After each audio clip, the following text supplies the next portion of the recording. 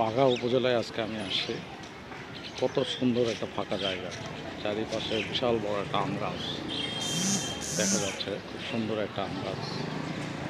তারপর আম গাছটার বয়স তো 100 বছরের বেশি নেই। এলাকাবাসীর কথা যে এই আম গাছটি 100 বছরের বেশি সময় ধরে এখানে আছে। খুব সুন্দর একটা বিশাল বড় একটা আম গাছ দেখা যায়। সামনে হলো মেহগনি গাছ এবং অনেক আম গাছ। খুব সুন্দর একটা ফাঁকা জায়গা। এরপরে সামনের দিকে আগাচ্ছি, সামনে দারুচিনি আছে, লিচু গাছ আছে এবং সামনে একটা বিশাল বড় দিঘি, যেখানে বাঘা উপজেলার এই বাসিন্দারা বিকেলবেলা এবং সকালের সময় মর্নিং ওয়াক করতে আসে। খুব সুন্দর একটা দিঘি সামনে।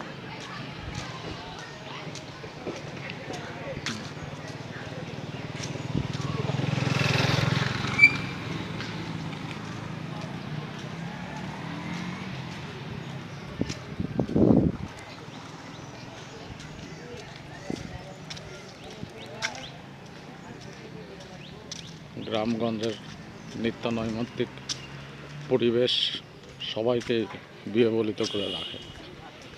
হ্যাঁ, আমরা সবসময়, আমিও আসছি, রাজশাহী ডিস্ট্রিক্ট থেকে আসছি।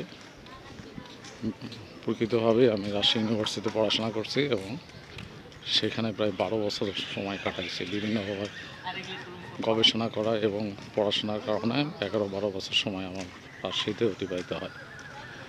বিশ্ববিদ্যালয়টা আমাদের খুব সুন্দর। আমি এর আগের ভিডিওতে বিশ্ববিদ্যালয়ের বিভিন্ন প্রাকৃতিক সৌন্দর্য দেখাইছি আর কি।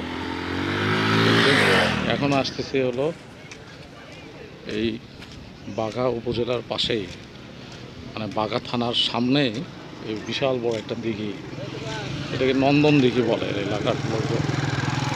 খুব সুন্দর একটা দিঘি, এখানে আসছি, দিঘিটা খুব সুন্দর লাগছে।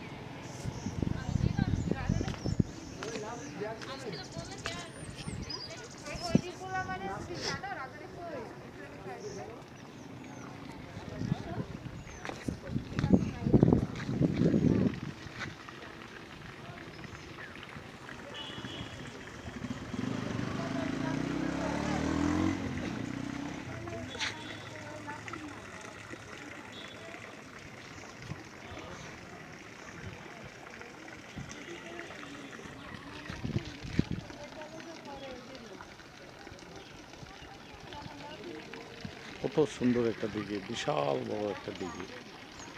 এই দিঘিতে নাকি প্রতি মাসেই সর্বনিম্ন হলো 5 লক্ষ টাকার মাছ, মানে যখন মাছ ধরা হয় এখান থেকে, তখন 5 লক্ষ টাকার বেশি মাছ 1 মাস পর পরই এখান থেকে উত্তোলন করে। বিশাল বড় বড় কাতল মাছ আছে, তারপরে রুই মাছ আছে, তারপরে তেলাপিয়া মাছ, তেলাপোয়া মাছ বলে এটা। খুব সুন্দর সুন্দর তেলাপোয়া মাছও আছে।